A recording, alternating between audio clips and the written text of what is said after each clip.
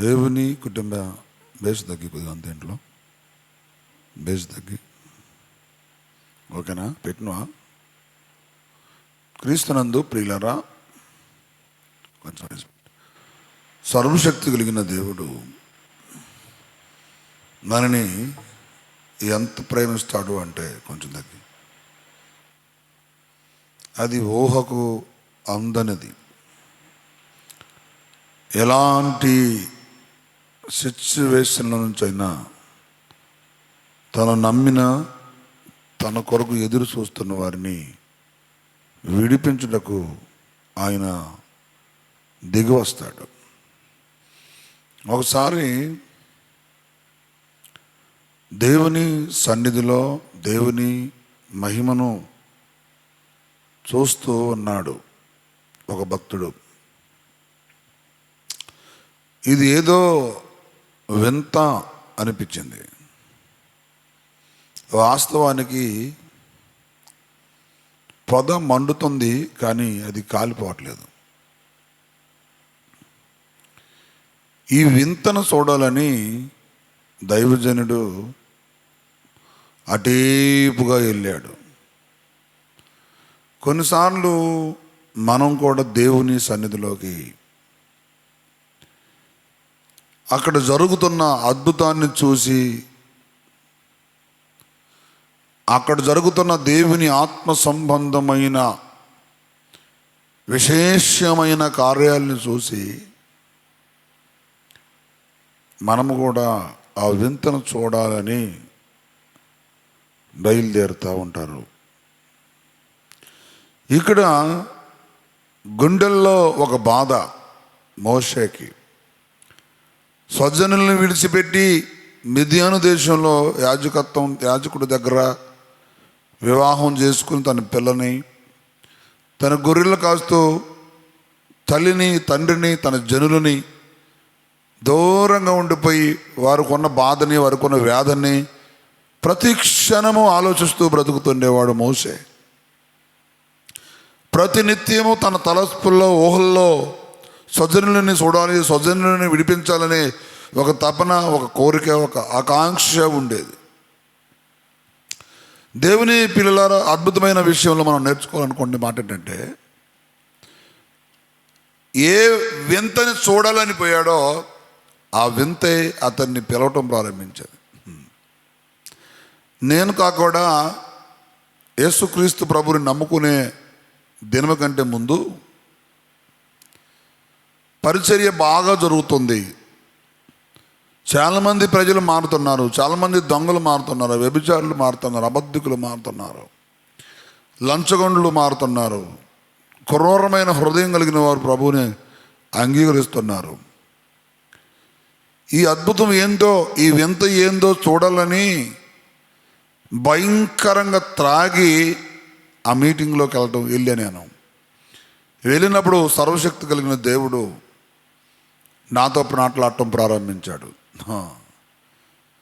ఏది వింత అనుకొని బయలుదేరానో, ఏది ఆశ్చర్యమని కొనుక బయలుదేరానో, ఏది మనుషుల్ని ప్రభావితం చేస్తుంది ఒక దైవశక్తి అని నేను బయలుదేరానో, ఆ శక్తి నన్ను పట్టేస్తున్నది. ఆ దేవుని కృప కనుకరం నన్ను పట్టుకున్నది. ఆయన తేజస్సు నన్ను దర్శించటం ప్రారంభించింది. నాతో మాట్లాడటం ప్రారంభించాడు దేవుడు.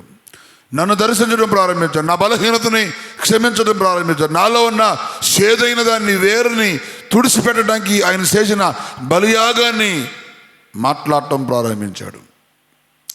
మాట్లాడుతున్నప్పుడే మనసు మారిపోయింది. మాట్లాడుతున్నప్పుడే వ్యసనాల మీద విరక్తి కలిగింది. మాట్లాడుతున్నప్పుడే త్రాగుడు, అన్ని రకాల వ్యసనాలకి దూరం అయిపోయాను. ఆ విధంగా దేవుడు ఆ రోజు నన్ను దర్శించినాడు. ఆ వింతను చూద్దామని దైవజనుడైన మోసే పొదలోకి వెళ్ళాడు. గుండె నిండా వేదన ఉన్నది ఈ భక్తుడికి. ఏంటి వేదన? తల్లి, తండ్రి, బంధువులు, కుటుంబీకులంతా చెరలో ఉండిపోయారు, బానిసత్వలో ఉండిపోయారు. ఎంతకాలం ఉంటారో తెలియదు, ఎప్పుడు విడిపించబడతారో తెలియదు, ఎవరు విడిపిస్తారో తెలియదు, ఏం జరుగుతుందో అర్థం కావట్లే.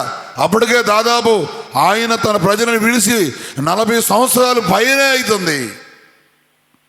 ఈ మండుతున్న ఈ వేదన, ఈ బాధ, ఈ దుఃఖానికి, ఈ కన్నీటికి ఒకనాడు దేవుడే దిగొచ్చి ఆ వింతగా దేవుని సేవకుడైన మోసేకి కనపడ్డాడు. మోసే అని పిలిచాడు. ఇదిగో నా జనులు కన్నీరు, నా జనులు మూలుగులు, నా జనులు దుఃఖం, వారి బానిసత్వం అని నేను చూశాను. అబ్రహాము ఇస్సాకుకు నేను చేసిన నిబంధనను నేను జ్ఞాపకం చేసుకున్నాను. నేను వారిని విడిపించడానికి దిగి వచ్చున్నానని సమాచారం చెప్పాడు. ఏమండే, ఆనాటి నుంచి దేవుడు మనుషులను విడిపించడానికి దిగొస్తున్నాడు. ఆనాడు ఆత్మరూపుగా దిగొచ్చాడు, ఆనాడు దేవదూత రూపంలో దిగొచ్చాడు, ఆనాడు ఐగుప్తులో ఉన్న శరలో ఉన్న వ్యాధంలో, దుఃఖంలో, కన్నీటిలో, బాధల్లో నశించిపోయి, కుమిలిపోయి, కృంగిపోయి, వేసారిపోయిన వారి జీవితంలోనికి విడిపించడానికి వచ్చిన దేవుడే ఈనాటికి కూడా వాక్యమై నీ బంధకాన్ని విడిపించడానికి వచ్చాడు. వాక్యమై నీ శాపాన్ని తొలగించడానికి వచ్చాడు. వాక్యమై నీ పాపాన్ని కడుగుటకు వచ్చాడు. సిలువ మీదకి వచ్చాడు, మ్రాని మీద వేలాడాడు, సమాధిలోకి వెళ్ళాడు, మరణాన్ని సమాధి చేసి మృత్యుంజయుడై లేచాడు. ఒకసారి నువ్వు ఆలోచించగలిగితే, ఒకసారి నీ హృదయం తెరవగలిగితే, ఒకసారి ఆ దేవుని స్వరానికి నువ్వు అర్థం చేసుకొని మోసేవలే, నావలే నీవు కూడా పిలుపుకి లోపడగలిగితే, నీ ద్వారా దేవుని ఘనమైన ఉన్నతమైన దర్శనాన్ని నెరవేర్చుటకు నిన్నొక సాధనముగా మలుస్తాడు. నీ ద్వారా అద్భుతాలు చేస్తాడు, నీ ద్వారా సూచక్రియలు చేస్తాడు, నీ ద్వారా రాజ్యాలకు వణుకుబెట్టుతాడు, నీ ద్వారా దేశాలకు వణుకుబెట్టుతాడు, నీ ద్వారా సముద్రాలకి భయాన్ని కలిగిస్తాడు, నదుల్ని ఎండగొడతాడు. దేవుడు తన మహిమను చూపిస్తాడు.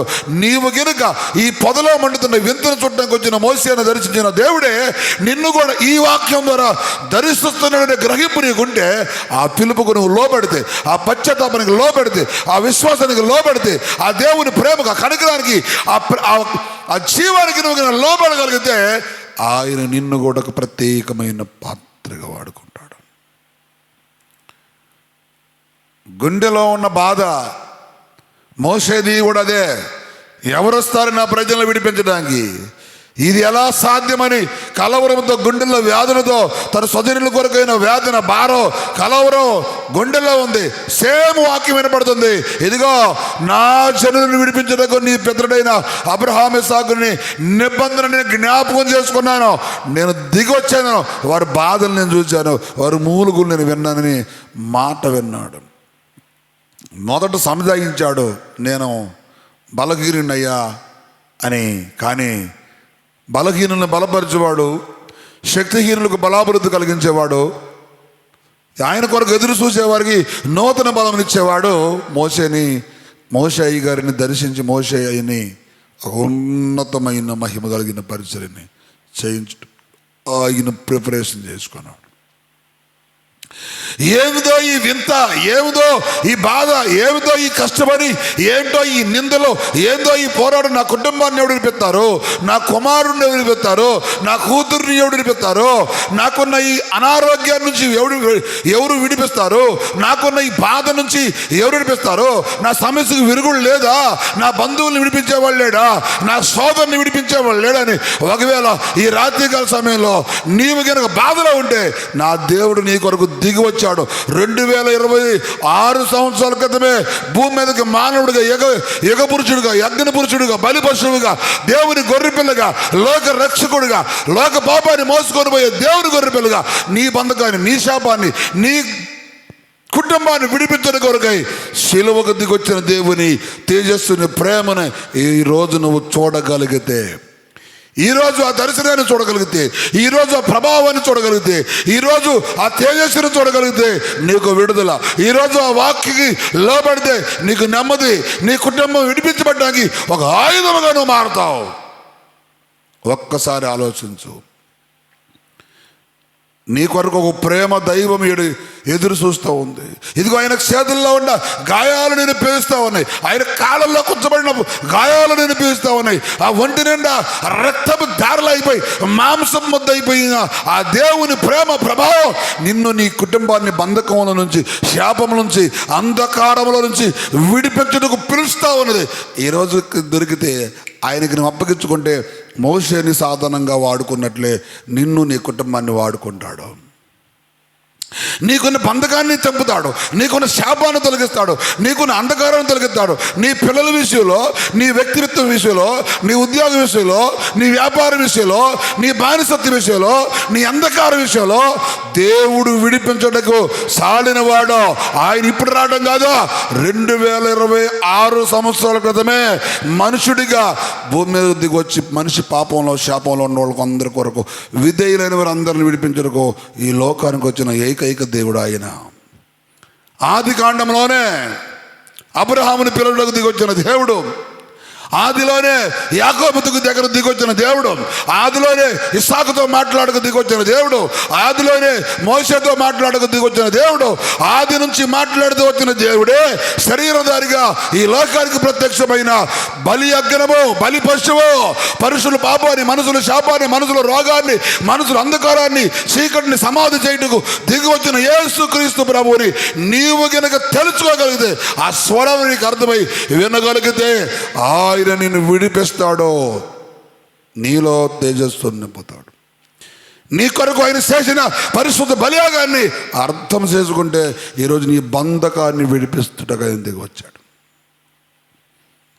దేవుడు నీ జీవితాన్ని మార్చబోతున్నాడు. దేవుడు నీ కుటుంబ పరిస్థితులను మార్చబోతున్నాడు. దేవుడు నీ వ్యక్తిత్వం నుంచి ఉన్న సమస్యలను మార్చబోతున్నాడు. దేవుడు నీ అంధకారాన్ని తొలగించబోతున్నాడు. నీవు ఈ పిలుపుకు లోబడితే. ఆమేన్.